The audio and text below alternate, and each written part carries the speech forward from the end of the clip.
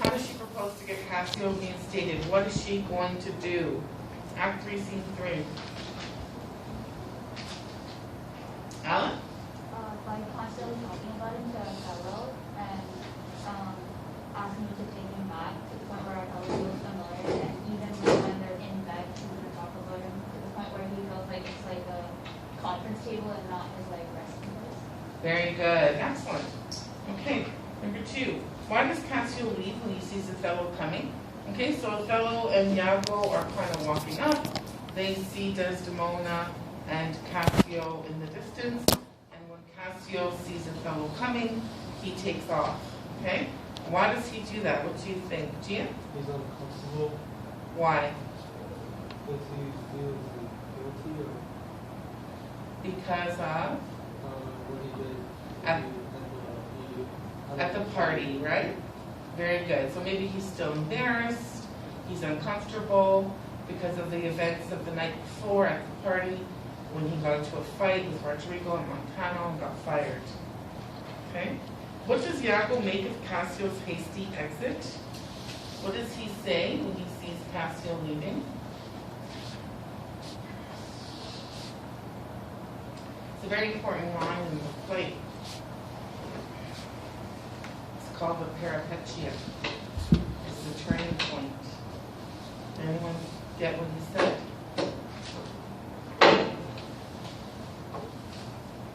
He says, ha, I like not that. Ha, I don't like that. Okay? So he begins to plant the seed of doubt and suspicion in Othello's mind. He makes it seem like there's something wrong with, Cassio leaving when he sees Othello coming. Okay? What vow does Othello break when he lets his wife change his mind concerning Cassio? This is a vow that he made back in Act 1, Scene 3. What vow does he break? Is it Harrison? He vowed to do that he wouldn't mix his marriage life with his job. Good, and he would not allow Desdemona to influence him in any way. Very good.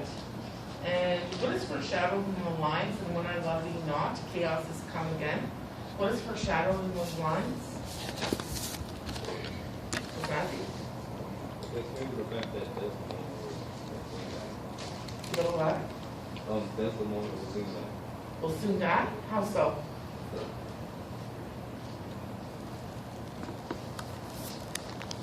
How does it foreshadow that Desdemona is going to die?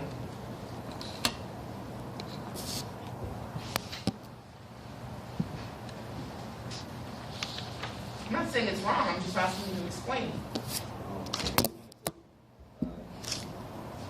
When he doesn't love her anymore. Well, if he's saying when he doesn't love her anymore, it will be chaos, right? So what he's talking about is the end of the world, the state of death, disorder, as it was before the creation of the world, a state of chaos, okay? And so it foreshadows the tragedy that is going to come, okay?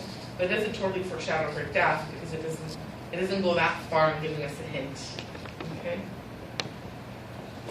What techniques are used by Iago to incite Othello and inflame his jealousy?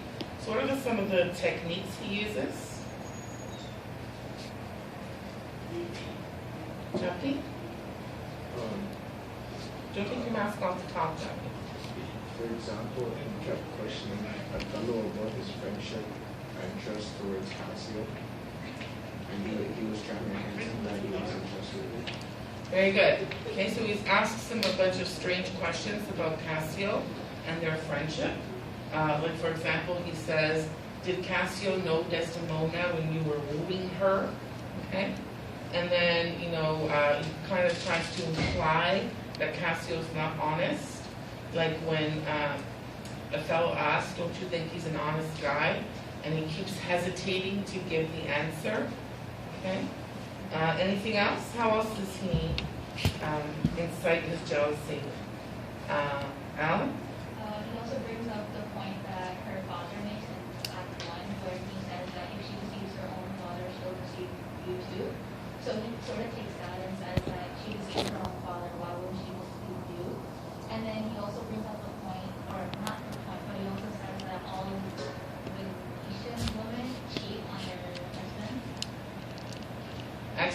Okay? So first of all, he tries to incite Othello's curiosity, and then he brings up that point. You know, obviously he had heard Brabantio warn Desdemona, if she could betray her father, she could betray you. Okay? And then he is basically pretending like he is Othello's friend, and he's got something on his mind. Okay? But he doesn't know if he should tell Othello because he doesn't want to hurt him. Okay? That's basically what he's doing. And then Othello becomes so curious, and he's like, tell me what's on your mind, speak your thoughts.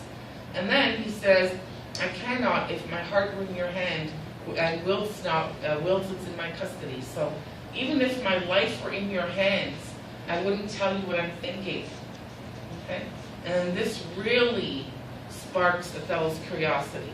Obviously, if someone said that to you, right? I wouldn't tell you what's on my mind if my life depended on it.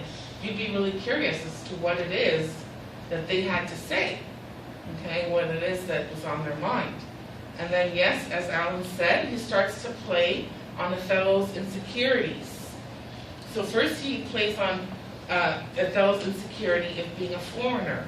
He says, you don't know this, but because you're not from here, but all Venetian wives cheat on their husbands. In Venice, they do let God see the pranks they dare not show their husbands. Okay, and that is lines 203 to 205. And then turn to page 69.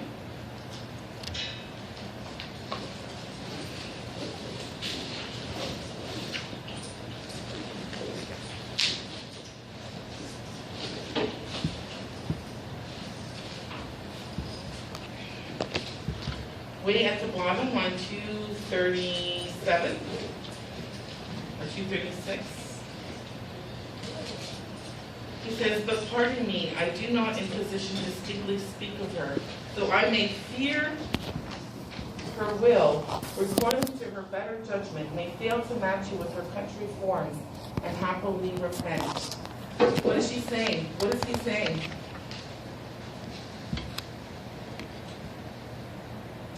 Again, he's playing on Othello's insecurities. He's very clever at what he does. He knows what Othello's insecurities are. What is he saying? Look to the left. The translations on page 70 tell you what he's saying.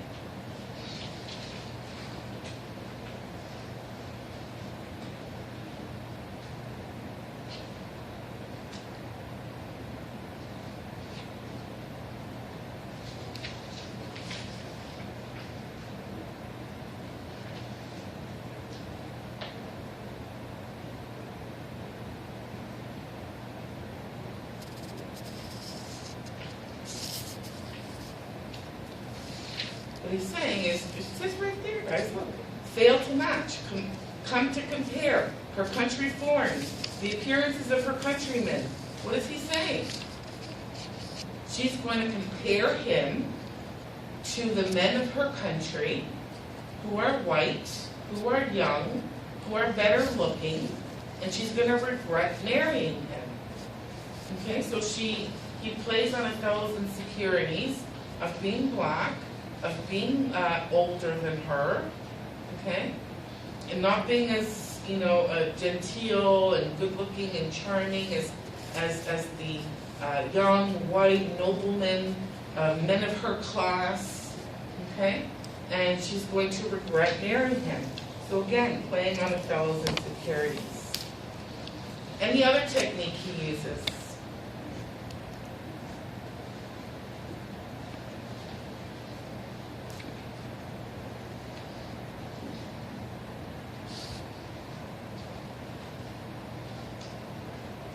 Okay, perhaps the most manipulative is when he tells Othello to hold off for a while before reinstating Cassio as lieutenant, and see, in the meantime, if Desdemona tries to get Cassio his job back.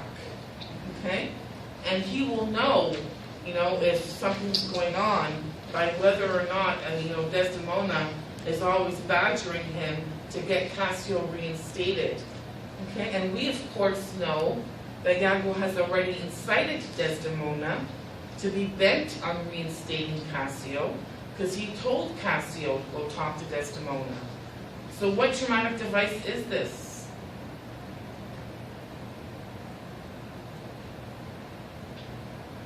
If we know, and if guys wake up, if we know and Othello does not, what is this? Jan? Irony, What kind? dramatic, Dramatic irony.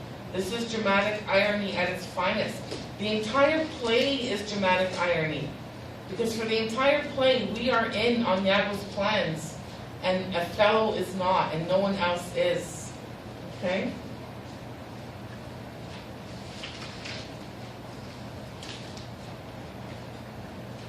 Number 7. What indications are we giving that Othello's love for Desdemona and his doubts about her fidelity are beginning to waver?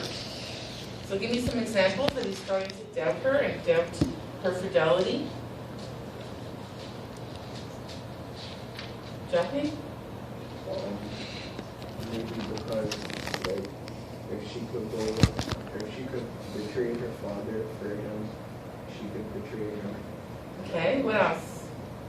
What does he say in the scene? I want specific quotes. Alan? In line 40, he says, "Give me living proof that she was slave," which means that he's asking proof for of what she did.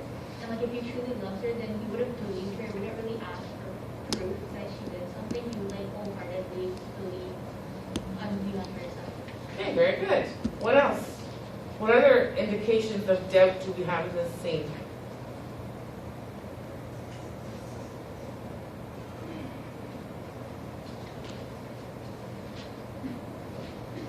He says, "Damn her, Luke Meeks." Oh, damn her, damn her. This is a pretty easy question, guys. He's pretty overt here.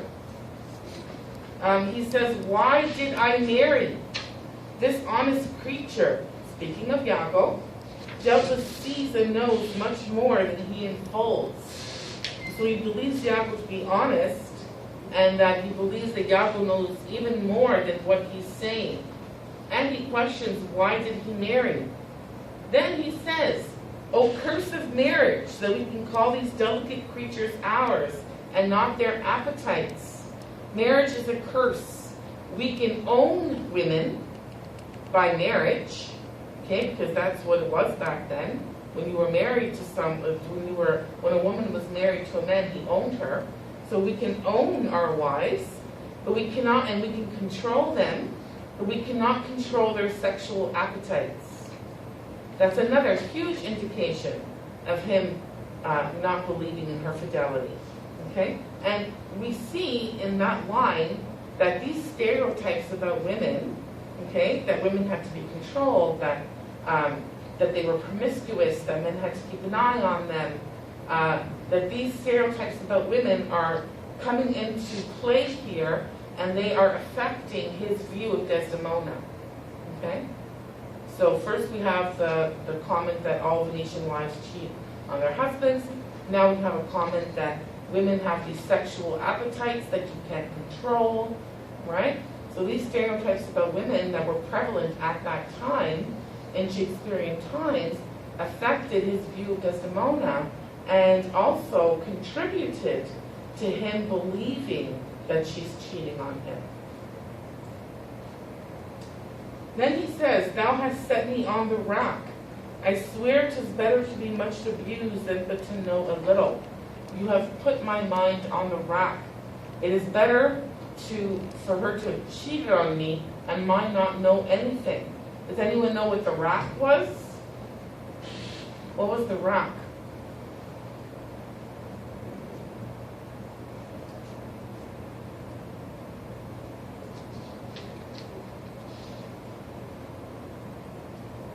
It was a torture device where they would tie up your limbs and they would stretch them. They would stretch them out. Okay? That was the rack. So he's saying that just thinking that she might have cheated on him is like being tortured on the rack.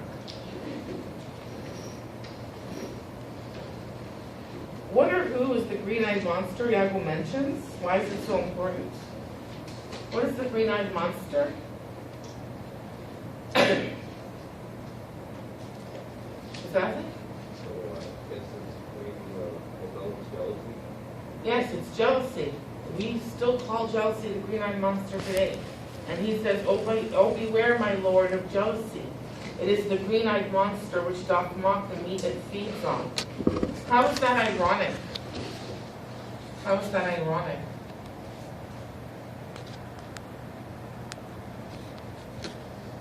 Oh, beware, my lord, of jealousy? How is that ironic?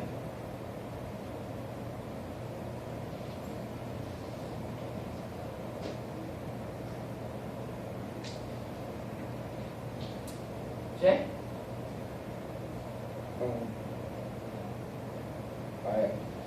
Because he had actually meant, I hope you actually do become jealous and kill your wife, because that would be something nice. Okay, good. So he's warning him against jealousy, but at the same time, he actually wants Othello to become jealous. Okay? So it's the opposite of his intended meaning, so it's ironic. Okay?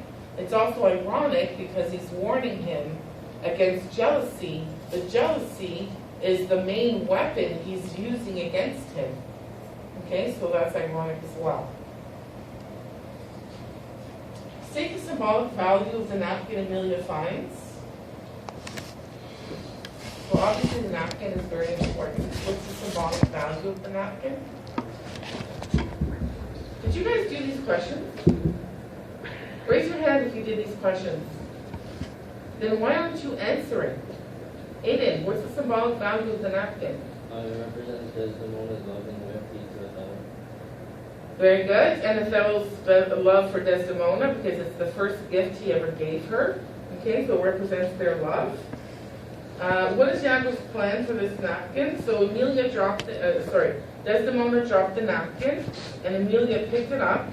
And as Iago had asked her many times to steal it, but she wouldn't steal it. But this time she took it because Desdemona dropped it, and she gives it to Iago. And what's Iago's plan for it?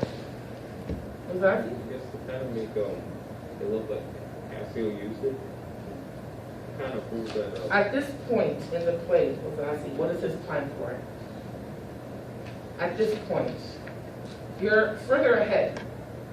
What is he going to do with the napkin? Ada? He's going to put it in Cassio's house. Yes, very good. What proof does Iago provide for Othello to substantiate his claims of her infidelity? Okay, so he gives him, so Othello asks for 2 pieces of ocular proof. That means proof that he can see. Okay? And Iago comes up with these 2 ridiculous pieces of what he calls evidence. And they really seal the deal. So what's the first one? What evidence does Iago come up with? Gian? She said he heard Cassio say, "Sweet Desdemona, let us be early and tired and lost." When did he say that? I think it was during the night. When he was sleeping. Right, very good, good. Well, when he was dreaming, okay, so he slept in the same room as Cassio. Cassio was having a dream. He was talking about Desdemona. He said, "Sweet Desdemona, let us be wary, let us hide our loves." Then he took Iago's hand and kissed it, thinking it was Desdemona. Okay? And the important part is Othello's reaction.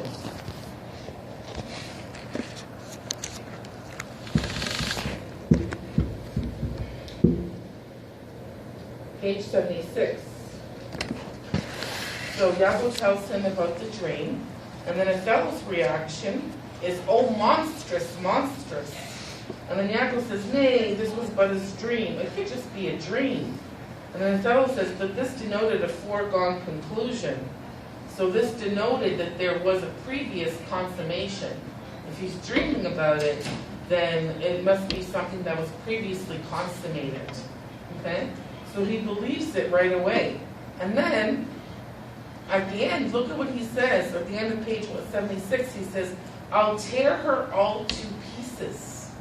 I'll tear her all to pieces. So you see how violent and angry he is becoming. Now, in a court of law, this would never hold up. This is what you call hearsay, because this is Iago saying something he heard Cassio say. That is not actual evidence, okay? But yet Othello is saying, I'll tear her all to pieces. And what is the other piece of evidence that Iago produces? Mehdi.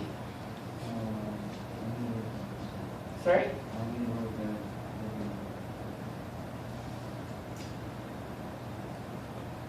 I don't believe that you could have missed like the most important part of this entire act.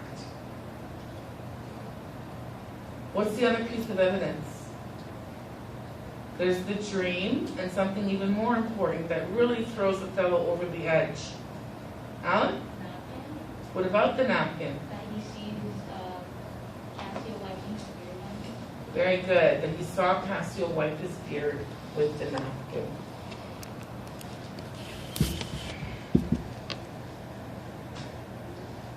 And then after Iago tells him that he saw Cassio wipe his beard with the napkin, Othello goes crazy.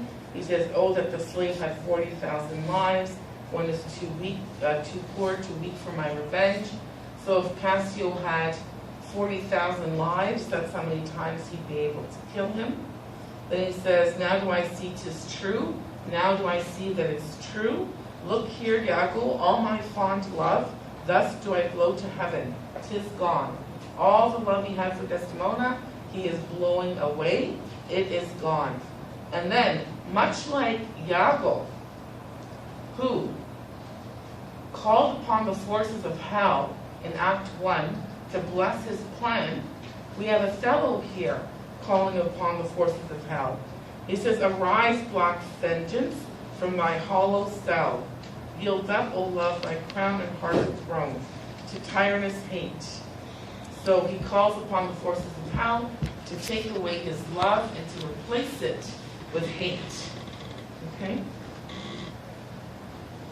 So we see that he's very angry. He is allowing his jealousy to overtake his sense of judgment and his common sense. Okay?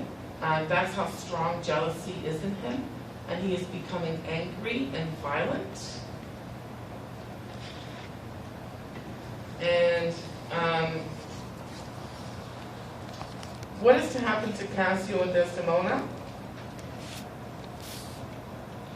So what is to happen to Cassio?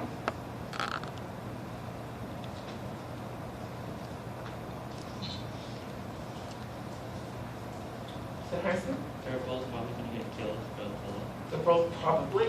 Well, No, I need to know specifically. They're not both going to get killed by... Guys, did you read this act? That's a really simple question. It's basic content. They're not going to both be killed by Othello. No. Aiden, what has happened to Cassio? Othello wants to kill Cassio, but he wants Desdemona to live. No. Okay, you are grade 11 university students. Do you understand that? If I give you something to read and some questions on page 78, within these 3 days, let me hear these say that Cassio's not alive. So what's to happen to Cassio? Alan? They'll tell Iago to kill Cassio. Within 3 days. Yes. Very good. Okay, it's not written in a foreign language here, guys. Within these 3 days, let me hear you say Cassio's not alive. Obviously, you did not read this act. And what about Desdemona? Jackie? He's gonna take care of her. Who's he? Othello's gonna take care of her by himself. Yes, Othello's going to kill her himself.